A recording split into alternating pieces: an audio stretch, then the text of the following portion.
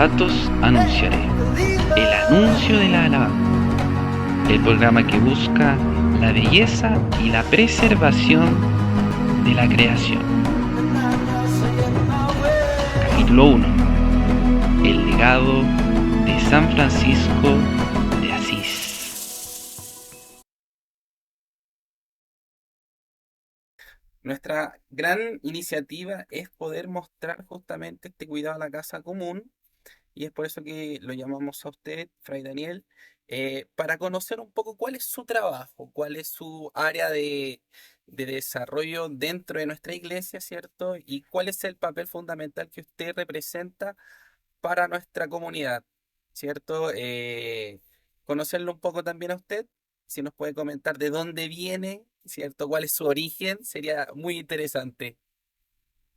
Ujú. Gracias, Alexis, por esta invitación y es un orgullo, un privilegio, un honor estar en este primer programa, digamos, en un programa de lanzamiento, Laudate Annunciare, que me parece que es un programa de época, ¿no? Que marca, está acorde a una época en donde se necesitan estos espacios para tantas personas, hermanos, hermanas en diferentes lugares del planeta que siguen, digamos, sensibilizándose ante muchos temas y también que necesitan informarse de una buena manera y sobre todo también a partir de una fe. Entonces, yo, además de ser cristiano, soy un hijo de San Francisco y vengo de El Salvador, América Latina, de Centroamérica, un hijo de la guerra, siempre digo esto, un hijo de la guerra. Nací cuando estaba empezando una guerra civil que costó más de 70,000 vidas, incluyendo la de San Óscar Arnulfo Romero y otros sacerdotes, incluyendo un franciscano, y también de un país en donde el desequilibrio ecológico está latente, está presente, eh, sin bosques, con una crisis de agua impresionante. Y por tanto, en este contexto de origen, a lo que tú me preguntabas, servir en una área de nuestra orden franciscana, como es la oficina que lleva por título, por nombre, Justicia, Paz e Integridad de la Creación, es un reto, pero también una paradoja, ¿no? Desde el punto de vista biográfico. Pero más allá de eso, quisiera compartir que en la orden franciscana estamos en más de 110 países en el mundo y dentro de la estructura de esta orden franciscana tenemos esta instancia de la que he hecho mención, la Oficina de Justicia, Paz e Integridad de la Creación.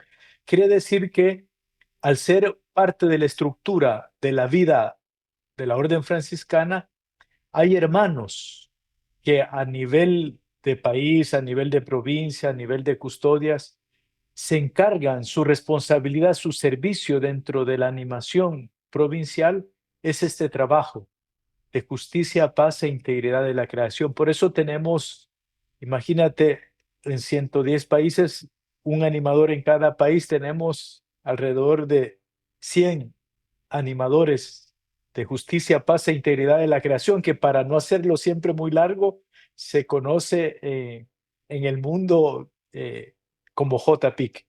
JPIC, ¿cierto? Entonces, Sí. tenemos que, además de, por ser parte de una estructura institucional de la Orden Franciscana, tenemos que hacer trabajo de coordinación. Y esto pues se hace a nivel local, a nivel nacional, a nivel regional y también a nivel mundial. Por eso, dentro de nuestra, digamos, lo que se conoce la Curia General Franciscana con sede en Roma, tenemos un espacio destinado para esta oficina, un espacio, digamos, físico. Y como responsables de esta oficina se nombran a dos hermanos. Eh, Puede ser por 6 años, se busca que sea al menos por 6 años. Y estos dos hermanos, pues, vienen de cualquiera de las provincias del mundo. Mi predecesor era chileno, Jaime Campos, a Justamente le quien iba le a comentar mando eso. un saludo, ¿verdad? Y actualmente, pues, estoy yo, mi persona, Fray Daniel Rodríguez Blanco del Salvador, como he dicho, y otro hermano que viene de Indonesia. Su nombre es Tauche Girsan.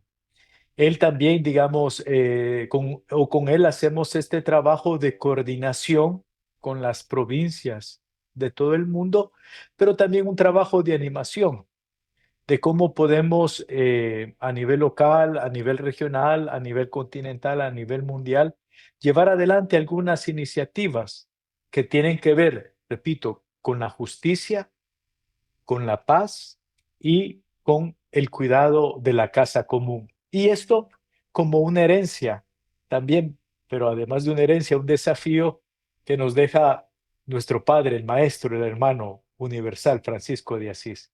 Entonces, él es el que nos inspira, es el que nos compromete, también el que nos mueve a, a ser parte de este trabajo que se lleva en tantos lugares del mundo, no solo los franciscanos, las franciscanas, sino hombres y mujeres de buena voluntad de diferentes culturas, de diferentes religiones, de diferentes procedencias, pero con una misma sensibilidad, que como digo, tiene que ver con la justicia, con la búsqueda de paz y también con el cuidado de la creación. Creo que hay un punto fundamental que usted tocó, que es la figura de San Francisco de Asís. Creo que el día de hoy resuena mucho, ¿cierto? Su figura tanto en el pontificado de Francisco, eh, pero ustedes cargan aún más, que a diferencia de otras órdenes o congregaciones, cargan justamente este legado de cuidar de la casa como Francisco ya hablaba del hermano Sol, de hermana Luna, de los animales, de naturaleza. ¿Ustedes creen que ese legado de cierta forma es importante dentro de la misma congregación de los franciscanos? ¿Es un legado potente?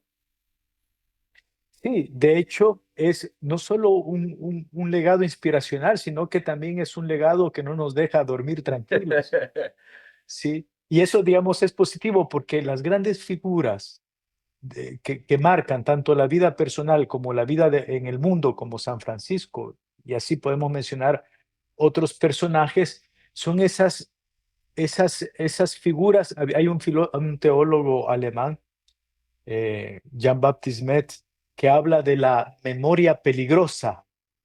Y hay estas personas, existen estas vidas, en el caso de Francisco de hace 8 siglos, que son peligrosas en el sentido en que nos están llamando constantemente a responder a desafíos, a situaciones que parece, digamos, contradictorio, que las vivieron hace 800 años, que las seguimos viviendo después, hoy en día, y que las respuestas, las intuiciones desde la fe, en el caso de San Francisco, que tuvieron, digamos, nos siguen inspirando y como digo, también nos siguen provocando el responder.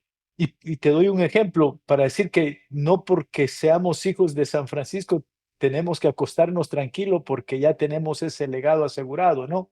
Te doy un ejemplo que es hermoso y bello. Claro, no es fácil escucharlo, pero sí es muy importante cuando nos dicen, pero ustedes que son hijos de San Francisco, no los vemos tan comprometidos como debería de ser, por ejemplo, en el cuidado de la casa común, ¿verdad? Ese grito del que habla la encíclica Laudato Si, también llega a nosotros y como digo, son de esos buenos retos que necesitamos. Entonces, se trata de responder, siempre da esa sensación de que quizás no estamos haciendo lo que deberíamos de hacer. Hay un documento que abordamos este año los representantes regionales de la Orden Franciscana, nos reunimos en Asís en el contexto del Cántico de las Criaturas y sacamos ese documento y hacíamos como, aquí ya me estoy confesando, hacíamos un mea culpa, primero reconociendo lo que hemos hecho, pero también lo que podemos hacer y aún no lo estamos haciendo. Y cuando uno llega a esa conciencia, no es solo digamos, un idealismo, sino porque uno se encuentra de nuevo con la figura de San Francisco y se da cuenta que él está haciendo más, que se fue hace 800 años, digamos, que murió hace 800 Claro. años, que nosotros que estamos acá vivos. Entonces es un legado hermoso, inspirador, pero también es un legado, es una memoria peligrosa que no nos deja tranquilos en ningún momento de nuestra vida. Por fortuna, por fortuna. Claro, claro que sí. Yo creo que una de las cosas importantes que usted salientó justamente en el hecho de ese contexto de reflexión es entender un poco el proceso de, ok, hemos llegado hasta aquí, pero nos queda aún un camino por seguir, ¿cierto? Aún hay un espacio que debemos recorrer para este cuidado. Y bajo esa misma perspectiva del desafío, ¿cierto? De las cosas por hacer, ¿cuál cree usted que es el desafío más grande en cuanto a los objetivos del Laudato Si, ¿cierto? Que existen hoy en este momento en el mundo. Sí, son muchos desafíos, pero quisiera, hoy que celebramos a, a San Francisco de Asís, quisiera mencionar al menos tres desafíos. Perfecto. Eh, pueden haber más o hay otros que podrían ser más integradores de los que mencionaré. El primero es el subtítulo de la encíclica. Sabemos, se llama la encíclica Laudato Si, punto, el cuidado de la casa común. Entonces yo quisiera subrayar como una palabra síntesis de todo el documento de la encíclica Laudato Si, que también estamos celebrando 10 años, la palabra cuidado.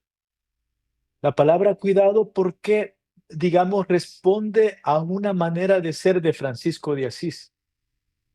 Eh, para poner un ejemplo de las biografías de San Francisco, que a veces no, se conoce en algunos lugares, que estaban ayunando los frailes, la comunidad, estaba Francisco ahí ayunando, llevaban ya varios días sin comer, y resulta que hay un hermano que empieza a gritar en la noche que tenía hambre, que quería comer, que ya no aguantaba el ayuno.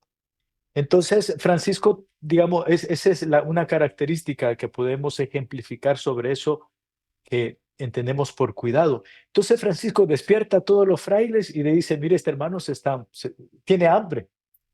Y entonces dice, entonces vamos a ir a la cocina y vamos a cocinar. Y no solo para él, sino que vamos a comer todos. Porque si no, vamos a decir que él es el que no pudo y nosotros nos vamos a sentir más fuertes que él. Entonces todos vamos a comer porque el hermano tiene hambre y necesita el alimento. Entonces, la norma es ayunemos, la regla, digamos. Pero resulta que hay un hermano que la está pasando mal con esa regla y dice, bueno, no, démonos un tiempo, comamos. Ese es cuidado, el cuidado del otro, de mi hermano. Y por eso Francisco decía, ocupaba una imagen para hablar del cuidado a los hermanos, hablaba de como una madre cuida a su hijo. Entonces, así también en la fraternidad, los hermanos deben cuidarse mutuamente. ¿Como quién? Como la madre. Entonces, llevado esto a otro nivel, que es lo que hace Francisco en el Cántico de las Criaturas, que estamos celebrando 800 años de su composición, la encíclica lo recoge como el cuidado de la casa común. Entonces, es, digamos, una ética, es un llamado a precisamente a cuidar de eso, y de ahí se justifica por qué cuidar la casa común. Después ya viene el capítulo 1 de la encíclica que dice por qué hay que cuidarla, porque está mal, porque está en destrucción, porque es nuestra casa, porque es la única, porque está, digamos, a punto de colapsar. Y empieza, digamos, no como en una dinámica de apocalíptica, sino a poner en evidencia una realidad. Y entonces ya viene el capítulo 2 que es el llamado a la fe, y dice, por eso tenemos que cuidarla, por eso tenemos que cuidarla. Y esa palabra, el cuidado, me parece que es un elemento muy integrador de la encíclica Laudato Si. Y me parece que en este momento, en el año 2025 y en la fiesta de San Francisco de Asís, es una palabra que tenemos como humanidad a aprender a interiorizarla y vivirla como una cultura y como una ética. ¿Por qué? Porque, bueno, sabemos lo de la casa común, la destrucción a la que está siendo, eh, está eh, llevada la casa común vámonos a América Latina, los alarmantes datos de la Amazonía, sí, que hay una, digamos, desertificación increíble en aquella zona que llamamos el pulmón del planeta. Entonces necesitamos eso interiorizarlo por el cuidado de la casa común, pero también el cuidado de la humanidad. Sí, estamos presenciando lo que Naciones Unidas ha llamado 57 guerras y conflictos actuales en el mundo. Y esos 55 conflictos y guerras en el mundo nos está diciendo que los seres humanos, en lugar de cuidarnos, nos estamos matando, nos estamos destruyendo. Y en ese sentido, pues la vida es amenazada en nuestras relaciones humanas eh, a nivel mundial, pero también en la manera en que nosotros llevamos adelante nuestra relación con la casa común, con la creación, la obra que Dios ha dado. Entonces, esa es la primera palabra, el cuidado. Es importante porque la palabra cuidado carga también con una actitud de humildad, ¿cierto? No es tan solamente Sí. el hecho de llegar hacia el otro para ayudarlo a satisfacer una necesidad, sino que también eh, es una actitud de humildad porque uno para de pensar en sí mismo, ¿cierto? De ver su propio bienestar, su propia ganancia, ¿cierto?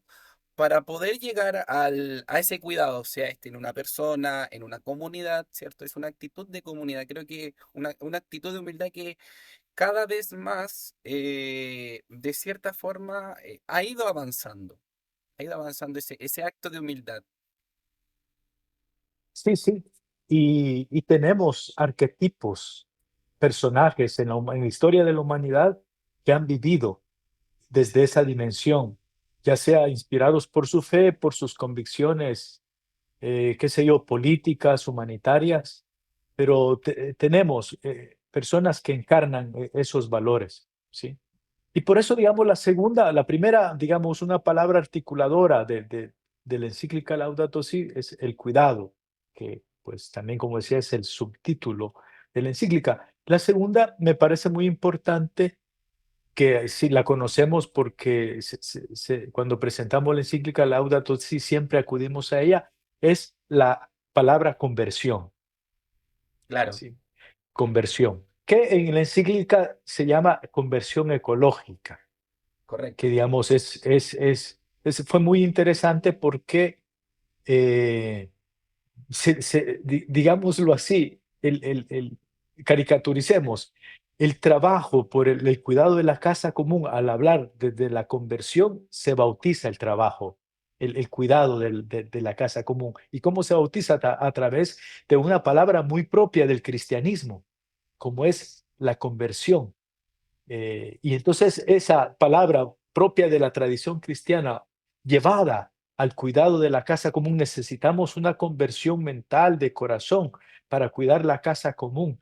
Entonces, esa me parece una intuición teológica, una intuición muy de la época por parte del Papa Francisco, que todavía Correcto. seguimos en ella porque las respuestas están cada vez, o sea, uno siente, y lo decía también el Papa en la Laudate Deum, hace unos 3 años, me parece, por estas fechas que la publicó, el 4 de octubre de 2023, hace 2 años.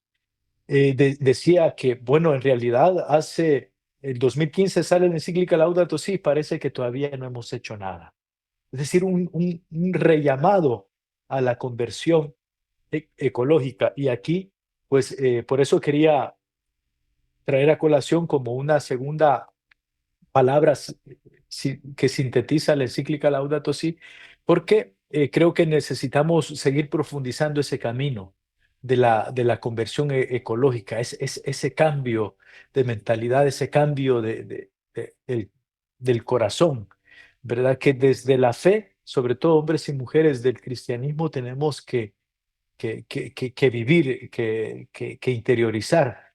Y ahí también siempre el encuentro con Jesús, el encuentro también con Francisco, nos ayuda a hacer esas opciones de vida, esos cambios de vida que necesitamos personalmente, pero también comunitariamente. Y ese es el desafío más grande también a nivel eclesial. Creo que eso es importante, como usted indica, esa conversión dentro de la propia iglesia, de entender este, no sé si nuevo, pero sí paradigmal cambio que necesitamos tener en cuanto a una mirada un poco más global, porque por muchos años todos hemos pensado en la iglesia como algo muy nuestro, muy propio, y con la llegada de Francisco en su pontificado nos habla más de una iglesia en salida, una iglesia fuera de la iglesia, sino dentro de la comunidad, un cristianismo más vivido. eh, Sin, claro, alejarse de la parte espiritual, de la parte orante, pero sí el poder dinamizar nuestra fe, no llevarla solamente a un rezo, a una misa, sino llevarla a actitudes concretas. Ujú. Sí, y por eso siempre la vida de la fe siempre es un círculo virtuoso, ¿no?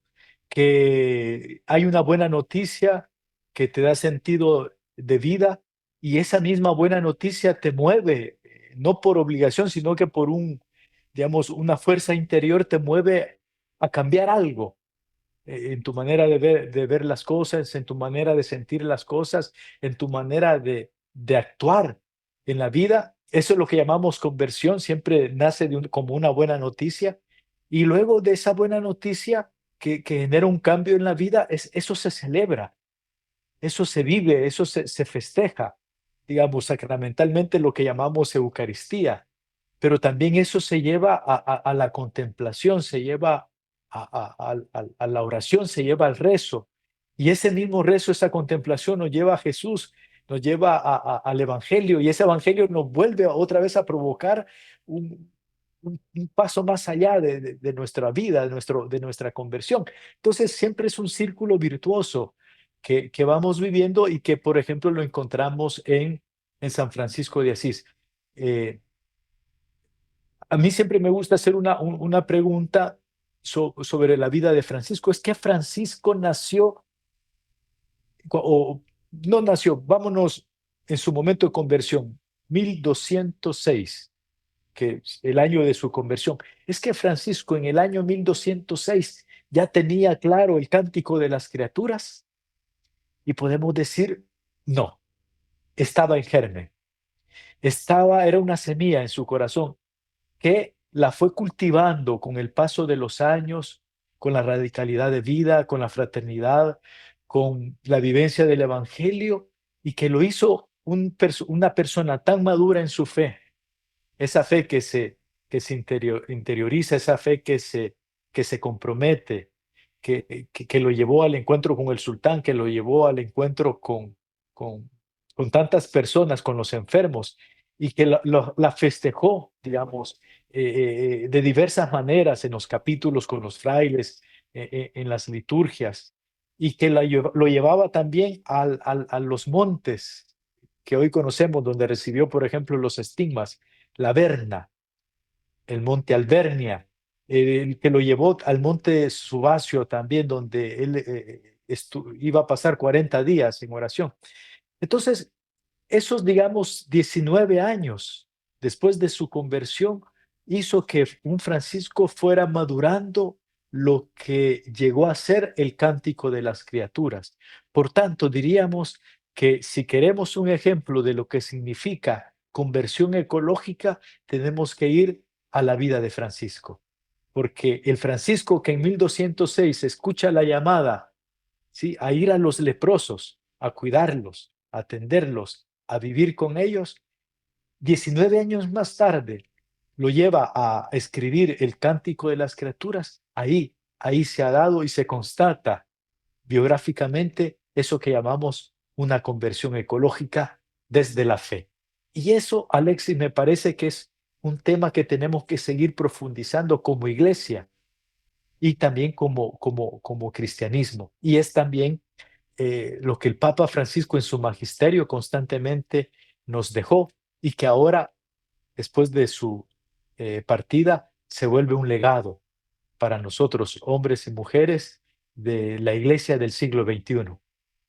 Es interesante justamente esa perspectiva de Francisco, entendiendo que vivía en un contexto histórico bastante distinto al nuestro, donde el acceso a naturaleza cruda, naturaleza salvaje como tal, era mucho más amplio que ahora. Eso es más que lógico, pero es increíble ver cómo una persona de una época tan distante tuvo una mirada de futuro tan, tan impresionante, porque hoy día nos vemos reflejados por cientos de problemas que todos los conocemos, siendo calentamiento global, guerra, pobreza, enfermedades, tuvimos el coronavirus, etcétera.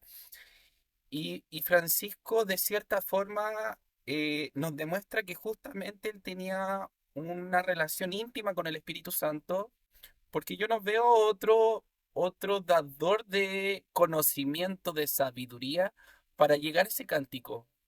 Realmente fue utilizado por el Espíritu Santo, fue tocado por Dios para poder darnos ese mensaje que por muchos años quedó restrito a grupos pequeños, ¿cierto? Pero hoy en día se ha vuelto mucho más actual, mucho más global de lo que fue en siglos pasados, creo yo. Ujú. Sí, de hecho, Francisco de Asís fue eh, un hombre, diríamos, que se dejó tocar cotidianamente por la presencia, la fuerza del Espíritu Santo. De hecho, hay un pensador del medievo, Joaquín Di Fiore, que él, claro, su doctrina no es magisterio de la iglesia, pero era un pensador que él decía que dividía la historia en tres etapas. Y entonces cada historia, cada una de esas etapas, estaba la figura, una de las personas de la Trinidad. Entonces él decía que el primer momento de la historia era el Padre, el segundo momento de la historia era el Hijo, y el tercer momento de la historia, que era, digamos, el momento en el que él se encontraba, era la era del Espíritu Santo. Y decía, y esta era, decía Joaquín de Fiore, ha comenzado con un personaje llamado Francisco de Asís, porque este personaje es, digamos, aquel que encarna esa fuerza del Espíritu Santo. Como digo, esto no es doctrina, ¿no? Esto Claro. para decir, ya un pensador muy importante en el medievo, un pensador hacía esa comparación entre Francisco y el Espíritu Santo. Y cierto, tenía de dónde tomar elementos para llegar a esas conclusiones. Por ejemplo, también Francisco en sus cartas que mal escribía en latín. Dicen que Francisco, su latín no era el mejor, era un latín muy defectuoso. Eh, entonces, en uno de sus escritos, Francisco dice que el superior, el ministro general, se le llama la figura al superior de la orden franciscana, el ministro general de la orden franciscana es el Espíritu Santo. Entonces, es él, ¿por qué? Porque es él el que nos va a inspirar, al que tenemos que obedecer. Y eso, el primero que vivió eso fue Francisco. Y otra vez volvemos a lo que tú ya apuntabas, el cántico de las criaturas. Al leerlo, que empieza una alabanza a Dios, una alabanza dirigida a Dios, entonces ahí ya vemos que es el espíritu que está tocando la vida de Francisco y que lo lleva a, a escribir, ya no en latín, porque era defectuoso, sino que en su lengua, digamos, madre, eh, en su lengua, sí, en su lengua materna, a escribir esto que hoy conocemos como el Cántico de las Criaturas. Y además, para terminar, en la teología, hay una relación muy importante entre la creación de Dios, el Dios creador que nos regala, nos ofrece, nos da la creación. Hay una relación muy hermosa entre el Espíritu Santo y la creación, ¿sí? Porque el Espíritu Santo es aquel que está constantemente haciendo nuevas todas las cosas, como dice una de las oraciones más antiguas del cristianismo. En el sentido que sí, que es el guardián, digamos, de la creación, el Espíritu Santo, porque es aquel que está con Dios creando y es el que sigue acompañando la creación. ¿Sí? Y por tanto, el cuidado de la casa común, el cuidado de la creación, es también, diríamos hoy, usando un término cristiano, es también uno de los dones del Espíritu Santo, el cuidar de la casa común, porque es la obra de Dios. Desde luego, creo que es importante justamente dejarnos llevar por el espíritu, ¿cierto? Por el don de ese cuidado de la casa común. Considerando justamente este proceso de conversión que ha indicado usted, ¿usted cree que como iglesia hemos tomado esa actitud activa frente al cuidado de la casa común o aún estamos muy lejos de poder, de cierta forma, tener una actitud más participativa? Sí, aquí quisiera ser optimista, el vaso medio lleno y no decir el vaso medio vacío, Claro. porque creo que los papas, no solo el Papa Francisco, diríamos, el Papa Juan Pablo II, el Papa Benedicto XVI, el Papa Francisco y ya también el Papa León XIV, ha subrayado muy bien esta relación entre la fe cristiana y el cuidado de la casa común ante una crisis ecológica como la que estamos viviendo. Entonces, no es un tema, digamos, que se le ocurrió al Papa Francisco, no, es un tema que está en el magisterio de la Iglesia para ponerle una fecha, al menos desde hace unos 50 años atrás. Y desde esa época, desde hace 50 años a este momento, pues se han dado grandes pasos. Se han dado grandes pasos. Hace 100 años, este tema no era un tema eclesial, no era una preocupación pastoral tampoco, sino que tiene, volvamos a la data, tiene al menos 50 años. Pero, claro, como dice el Papa Francisco en la Laudate Deum, es, el desafío es tan grande, el problema es tan grande que aunque se han dado respuestas, aunque la iglesia, aunque los creyentes de muchas partes del mundo están comprometiéndose, parece ser que esas respuestas se vuelven insuficientes. No porque no las hayan, sino que simple y sencillamente porque el problema es tan grande que no se puede resolver de una vez. En todo caso, la llamada también que nos hace el Papa Francisco es estar constantemente respondiendo, acrecentando las respuestas y también como se señala en la encíclica Laudato Si, pidiéndole a nuestros políticos, pidiéndoles a aquellos que toman las grandes decisiones sobre nuestros territorios, a que hagan algo por ese problema que nos agobia, que hagan algo para, digamos, detener ese vehículo que nos lleva al precipicio, ¿sí? Y ahí otra vez, inspirado siempre por la fe. Entonces el vaso está medio lleno, pero hay que seguirlo llenando porque la situación es crítica y a veces damos 3 pasos y da la sensación que de un momento para otro retrocedemos 5. Claro, pero hay que entender que el Espíritu Santo nos hace retroceder para que podamos avanzar con mucha más fuerza. Sí, sí. Ojalá, ojalá que sea así. La coanimadora apareció, aquí está, vino a dejar su Ah, saludo, haciendo parte, estaba aquí llamando para poder aparecer. Eh, Frey, una consulta. Hoy usted nombró que si bien existen hoy en 110 países y que tienen esa misma cantidad de animadores, de personas que de cierta forma, como se dice, llevan la camiseta, llevan la impronta de poder, llevar los valores franciscanos, llevar los valores de la Oficina de Justicia, Paz y Libertad. eh, ¿qué proyectos hoy existen en el mundo o actividades concretas que existen como para que la gente conozca que dónde está actuando hoy y a través de qué acciones concretas se están trabajando? Ujú. Muy buena pregunta. En este encuentro que tuvimos este año, que mencioné al inicio de esta conversación, en donde nos reunimos representantes de la Orden Franciscana de todo el mundo, éramos alrededor unas 18 personas de los 5 continentes. Hicimos un ejercicio primero de escucha, de leer, escuchar los informes de cada una de las regiones donde está la Orden Franciscana. Y después de hacer esa escucha de los informes, nos hicimos la pregunta, ¿cuáles son? ¿Te imaginas tú escuchar informes de todo el mundo? O sea, uno se siente como desbordado.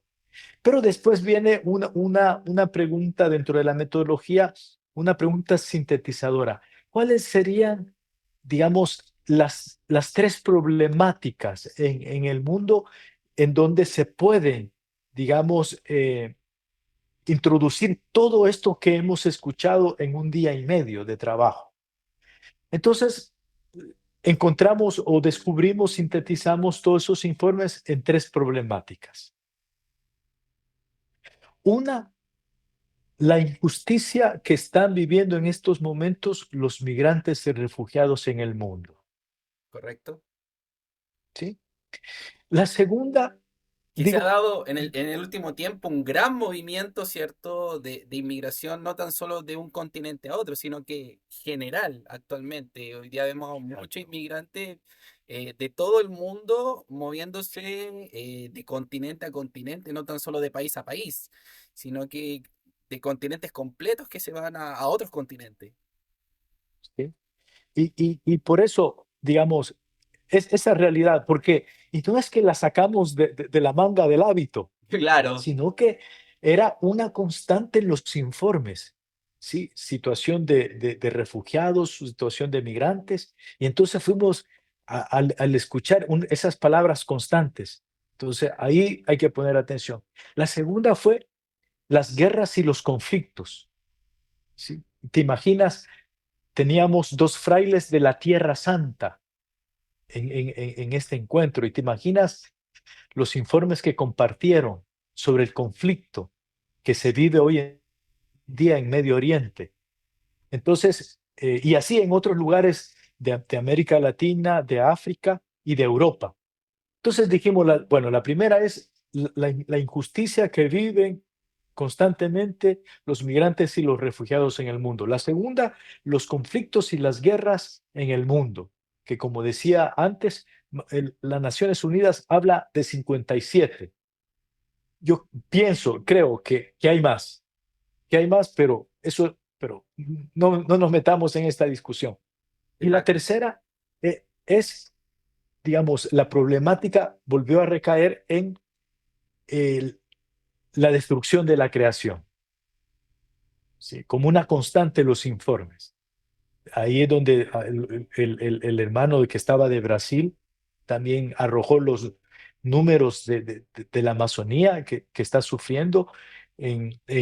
Recuerdo también en Asia, estas industrias extractivistas que están, digamos, arrasando territorios enteros en el mundo, no solo Asia, también África, y muchos de las guerras y conflictos que viven, por ejemplo, en África, tiene que ver con esa destrucción de la creación de la casa común, porque digamos, todo está conectado, ¿verdad? Un conflicto. Hay migrantes y refugiados por cambio climático. Las guerras y conflictos están motivadas por la industria extractivista, ¿sí? Es decir, esos son círculos viciosos. Entonces la pregunta era, bueno, ¿cómo responder? ¿Cómo responder a esos tres desafíos? Y aquí es lo interesante y lo esperanzador que te comparto, Alexis. No vimos lo que queríamos hacer. La pregunta, digamos, después de encontrar estos tres núcleos problemáticos en el mundo, la pregunta no era qué podemos hacer, sino qué estamos haciendo ya como franciscanos en el mundo. Y entonces nos dimos cuenta del trabajo hablo de la orden franciscana, pero en realidad también la familia franciscana que está haciendo por los migrantes y los refugiados en el mundo. Entonces encontramos en muchos lugares, como América Latina, como en el Mediterráneo, a franciscanos y franciscanas que hacen un servicio, prestan un servicio por migrantes o refugiados en el mundo. ¿Sí? Y eso era una buena noticia. Claro, por ejemplo, imagínate, en el Mediterráneo, llegan a Europa 3.000 refugiados, ¿sí? De otro continente, como África, por ejemplo, y los frailes en sus conventos solo pueden acoger 15. O sea, es poco, digamos, es una cosa que te puede generar mucha frustración, que das una respuesta, pero es insuficiente. Pero aquí viene la esperanza, pero se está dando, se está respondiendo. Y entonces, por ejemplo, un trabajo del que voy a hablar más adelante, se trataba de ir viendo dónde es que están los franciscanos trabajando por los migrantes y los refugiados. Por ejemplo, porque tú me pedías ejemplos concretos. Por ¿Correcto? ejemplo, hay una fraternidad en Europa, en estos países eslavos, que un fraile se dio cuenta que por el convento, por la iglesia que ellos tienen, pasaban muchos migrantes que vienen del este asiático o de África buscando Europa, sobre todo Europa central. Entonces, este fraile se da cuenta que la gente que pasaba ahí no quería quedarse, era de paso, digamos, migrantes ilegales. Entonces se dio cuenta que necesitaban un lugar donde bañarse, donde cambiarse ropa, un lugar donde poder comer algo, digamos, el mismo día si era posible y si rápido mejor. Entonces este fraile puso en árabe y en otros idiomas, aquí puede darse una ducha, ¿sí? Parece ser algo muy simple, pero como usted dice, es muy significativo y trae un impacto para el inmigrante muy grande, Sí, porque sí. Y justamente entonces, es una necesidad básica, o sea, el tomar un baño, el poder alimentarse, algo súper básico, algo natural, habitual. sí. Y eso y es algo que está al alcance, eso es lo importante, eso es un ejemplo de una conversión que no requiere millones, que no requiere grandes proyectos, grandes cosas, sino que algo cercano. Exacto. Y fíjate que le preguntaron a un fraile que trabaja con migrantes y refugiados, le dijeron, mire, lo que usted está haciendo es un delito porque está promoviendo la inmigración ilegal y por tanto eso puede ser penalizado, puede ser detenido. Y el fraile respondió con aquella convicción que parece inocente, pero en realidad es una convicción rebelde. Dice, bueno, si me llevan preso por dar pan al hambriento, ofrecer una ducha al que necesita, por dar ropa al desnudo, entonces que me lleven preso por vivir el evangelio. Prefiero caer preso por amar y no vivir una vida inútilmente sin amar y teniendo contenta a toda la gente. Eso sí, me dolería más que estar en prisión, ¿verdad? Son de esos, claro, cuando uno oye a estos frailes con esa convicción, ¿verdad? Se te eriza la piel y te De dice, nuevo, parece que da un Francisco de mínimo, Asís sigue, ¿cierto? Da sí, un sí. mínimo que hay que continuar. Pero para concluir digamos, estas acciones concretas locales también desde hace algunos años se están creando lo que se llaman redes franciscanas en el mundo. Por ejemplo, en América Latina hay una red franciscana para migrantes. En el Mediterráneo hay una red franciscana para migrantes y refugiados.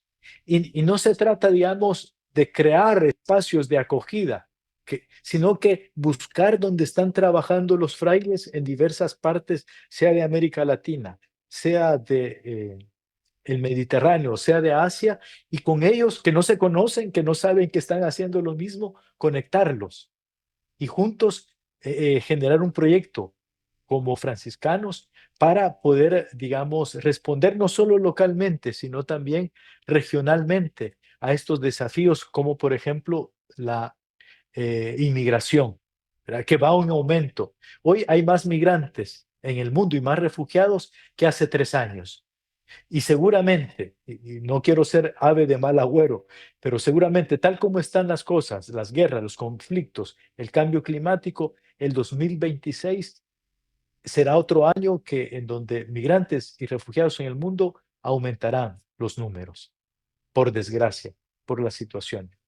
Y así también otros proyectos de paz que los hermanos franciscanos desarrollan en diferentes niveles. Paz quiere decir, por ejemplo, en aquellos lugares donde los frailes conviven con diferentes religiones, como por ejemplo, eh, nosotros los frailes en África y en Asia y otros lugares, por ejemplo, Europa, hay mucha convivencia con los musulmanes. Un contacto Entonces, interreligioso. exacto. Entonces, por ejemplo, desde en muchos lugares de Europa, de Asia, de África, los frailes se reúnen con otros dirigentes religiosos, por lo menos, digamos, para lo que se llama la celebración del Espíritu de Asís, que es, por cierto, en este mes de octubre, para celebrar aquel memorial encuentro que tuvo el Papa San Juan Pablo II en Asís en 1986 con la mayor parte de jefe eh, sí, de jefes de las religiones, digamos, de líderes es la palabra, de líderes de las religiones del mundo se reunieron en Asís para orar juntos por la paz. Eso se llama el Espíritu de Asís, que cada año se celebra en muchos lugares. Ahí se reúnen, como aquel momento, los frailes, que son los que promueven, frailes con otros líderes de otras religiones, para hacer un momento de oración, ¿sí? Eh, y sobre todo pidiendo por la paz. Es algo que, por ejemplo, tengo en la mente, por ejemplo, 8 presencias en el mundo, que es una tradición hacerlo cada año.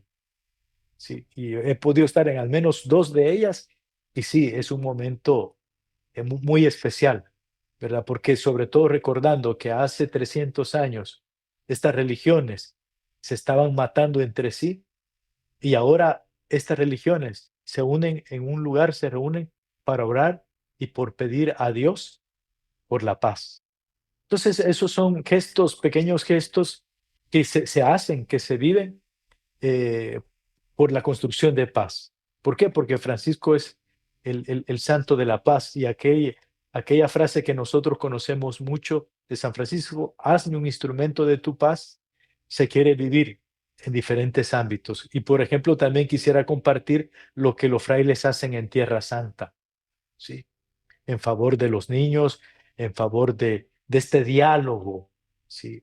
De este diálogo, decía un teólogo del siglo pasado, decía que así como las religiones pueden motivar a las guerras, también las grandes religiones pueden motivar a la paz. Y muchos frailes, como los frailes de Tierra Santa, están constantemente trabajando en los territorios, en sus escuelas de música, en sus escuelas, digamos, de niveles básicos o superiores, trabajando por construir la paz en esos territorios donde se viven los conflictos, no solo culturales, sino también religiosos. Y así, eh, en otras experiencias como en Turquía, como en Indonesia, que se vive este espíritu de paz. Y la última también, que es el cuidado de la casa común contra la destrucción del medio ambiente, también hacemos, además de justicia para los migrantes y refugiados, construcción de paz, también programas de ecología integral. Y de eso, sí, hay más experiencias en el mundo, sí, de los franciscanos, en escuelas, en colegios, en parroquias, de todo tipo, rosarios ecológicos, eh, eh, eucaristías que van en este sentido. Hoy que estamos cerrando el tiempo de la creación, que empezó el 1 de septiembre con la jornada mundial de oración por el cuidado de la creación y que empieza ese día, el 1 de septiembre, y termina hoy 4 de octubre, que se llama todo eso el tiempo de la creación, que muchos franciscanos en el mundo, estoy pensando por ejemplo en Filipinas, genera, estoy pensando frailes ahorita en Vietnam, que están haciendo infinidad de actividades por concientizar a, a tanta gente y desde diferentes actividades el cuidado de la casa común. Oraciones, como decía, vía crucis, rosarios, teatros, festival de música, tantas cosas, ¿verdad? Que podríamos hacer documentales y documentales para exponer la belleza de todas estas iniciativas que al final de cuentas dan esperanza. Si bien el desafío es enorme, es grande, pero conocer estas experiencias pequeñas, dice, otro mundo es posible, la conversión ecológica es posible. El problema que tenemos que como estos no son, estas pequeñas cosas no son tan pequeñas que no se hacen visibles, no están en los noticieros nacionales, no están en las redes sociales en muchos de los casos, o si están, muy invisibilizados, ¿sí? Pero, digamos, pero están ahí. Y eso, en la medida que las conocemos, nos acercamos. Yo, por el trabajo que realizo, las conozco muy de cerca, pero sí, un desafío para nosotros también es cómo comunicar, cómo compartir estas semillas de esperanza que los franciscanos hacen en diferentes lugares del mundo. Desafío, lo queremos desafiar en este momento, queremos ver qué tan comprometido está con los objetivos, dar a conocer sus conocimientos. Esto se llama Desafío Anunciare Mapu. Mapu quiere decir tierra en lengua indígena mapuche, que es de aquí de Chile. Y este cuadro del programa tiene como finalidad activar los conocimientos de nuestros invitados, ¿cierto? En este caso usted, en las diferentes áreas de actuación de lo que son los OLS, los Objetivos del Laudato Si. Y también los ODS, que son los Objetivos de Desarrollo Sostenible, que es de la Agenda 2030 de la ONU. ¿eh? Para entender esto un poco mejor, es la sinergia entre dos procesos, ¿cierto? Que forman una ecología integral, ¿cierto? Si bien provienen de fuentes totalmente distintas, se complementan, se interligan, ¿cierto? Y fortalecen mutuamente este proceso. Ahora, para entender mejor justamente este proceso, pensemos como si esto fuese un viaje, ¿ya? Donde los Ujú. Objetivos de Desarrollo Sustentable, los ODS, son una hoja de ruta con metas bien concretas, como si fuese un mapa, y el Laudato Si fuese nuestra brújula moral y espiritual, ya que nos guía en este camino. La encíclica nos proporciona justamente el fundamento ético para la urgencia que hoy vivimos, ¿cierto? De lo que hemos conversado, y la interconexión con los ODS de la ONU lleva justamente este trabajo. Entonces, para esto, este desafío que es bien simple, eh, el invitado tendrá la oportunidad de contestar una pregunta por cada objetivo del Laudato Si, por lo que en total, ¿cierto? Serán 7 preguntas al total. Entonces tenemos el clamor de la tierra, el clamor de los pobres, economía ecológica, estilos de vida más sencillas, educación ecológica, espiritualidad ecológica y participación comunitaria. Sí, sí, empecemos con el Empecemos. clamor de la tierra.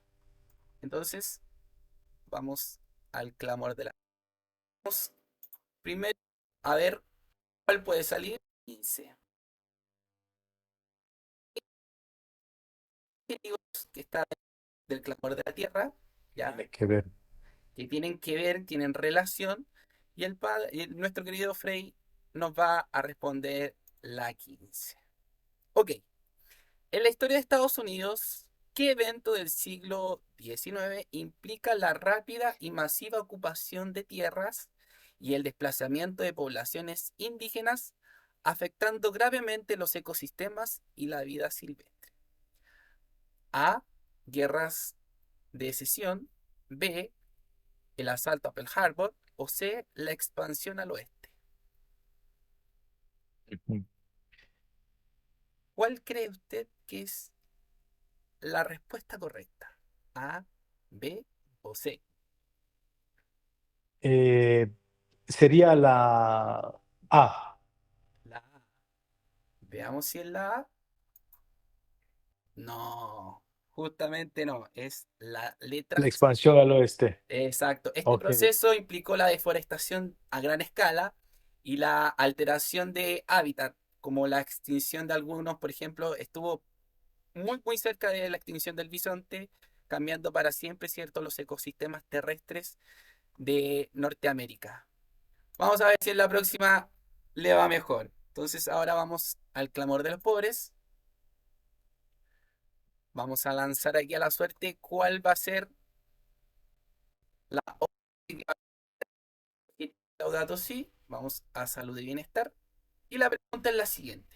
Históricamente, ¿qué terrible enfermedad que mató un tercio de la población europea en el siglo XIV impulsó la creación de las primeras cuarentenas y medidas sanitarias en las ciudades portuarias? A. La Ujú. peste negra. Aquí, ujú. B. Gripe española. O C. Cólera. Aquí sí es también la letra A, solo que esta es correcta, creo. ¿Estás seguro? Sí. Vamos a ver. Exactamente, muy bien. Exactamente, su devastación forzó a las autoridades a tomar medidas de salud pública sin precedentes en la época, como aislar a los enfermos y controlar la llegada de barcos, ¿cierto? Cuarentenas, sentando las bases de lo que hoy sería la sanidad pública moderna. Muy bien, ya tenemos, vamos bien, vamos bien. Ah, ahora vamos al objetivo de economía ecológica. Vamos a ver cuál va a salir. Son cinco de forma autónoma. ¿Cuál desea responder? Bueno, vamos a la 11 ciudades y comunidades sostenibles. Perfecto. ODS 11. Dice así, ¿qué película de Pixar de 2009 presenta a un anciano que ata miles de globos a su casa para irse a un lugar salvaje, criticando directamente la expansión urbana desmedida? A. Ratatouille. B. Up. O C. Toy Story. Eh, Creería que es la letra B. B. Up. Vamos a ver. Exactamente. El conflicto inicial de la película muestra cómo la casa del anciano Cars es eh, guiada por el desarrollo de la ciudad, un tema clave para la planificación urbana y la sostenibilidad de las comunidades. Ahora vamos a estilos de vida más sencillos. Vamos a ver cuál va a ser el lanzado de esta vez.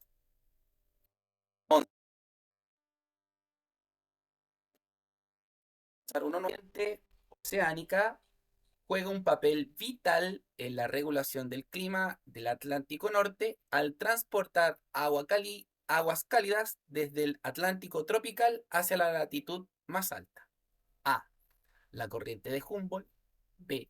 La corriente de Benguela. O C. La corriente del Golfo. Mm. Esta es un poco más Eh, compleja. Eh, sí, sí. Creo que es la B, la letra B. Vamos a ver. Miremos. Era la C. La corriente del Golfo. Ah, Esta corriente cálida ok. modera el clima de Europa Occidental.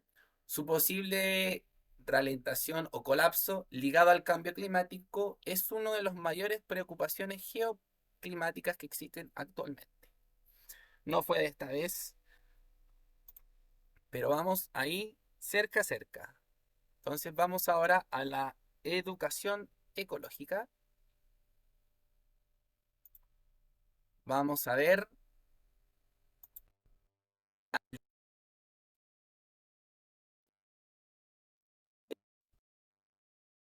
la pregunta nacional científico que comenzó en 1958 es el máximo ejemplo de colaboración global para realizar investigaciones en un continente deshabitado.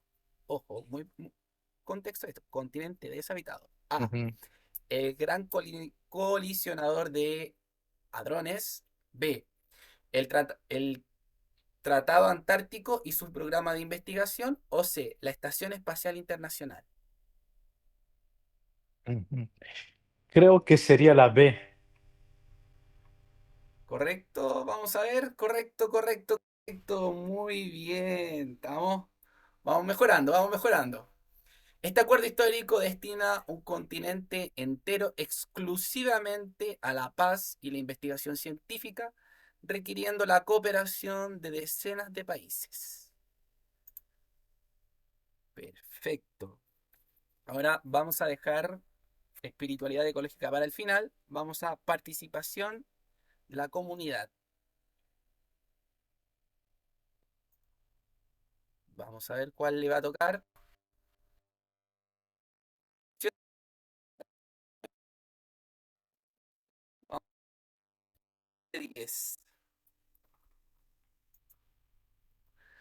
Históricamente, ¿qué movimiento social y político, liderado por figuras como Martin Luther King Jr., luchó por poner fin a la segregación racial y garantizar la igualdad de derechos en Estados Unidos?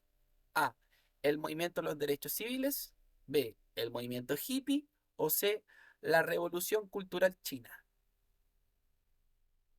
En este caso, la respuesta correcta es la letra A, Vamos a ver. el movimiento por los derechos civiles. Muy bien, exacto. Este movimiento, especialmente fuerte en la década de 50 y 60, es un ejemplo histórico de la lucha organizada contra la desigualdad sistémica y la discriminación. Muy bien, Frey.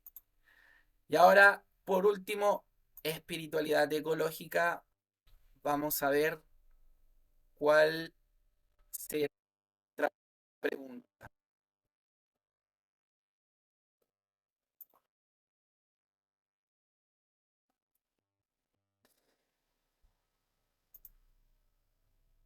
¿Qué personaje de la literatura española del siglo XVII, disculpe, de la obra de Miguel de Cervantes representa un hidalgo que de tanto leer novelas de caballería pierde el juicio y se lanza a arreglar el mundo? A. Don Juan Tenorio. B. Lázaro de Tormes. O C. El Quijote. Bueno, creo que la respuesta correcta es letra C, el Quijote. Vamos a ver si es el Quijote. Justamente el histórico Quijote, la novela ilustrada, el poder transformador, ¿cierto? Que aún a veces mal interpretado de la lectura y el conocimiento, y la importancia de la educación en el pensamiento crítico. Entonces, un punto más para nuestro querido Frey. Le agradezco haber participado de este momento lúdico. Y para terminar, ¿cierto? Nuestra entrevista, quisiéramos si nos puede hacer una pequeña oración encomendándonos a nuestro querido padre y a nuestra querida madre. Muy bien, yo quisiera, gracias, quisiera que orar con San Francisco en los en el primer año de su conversión, de su búsqueda.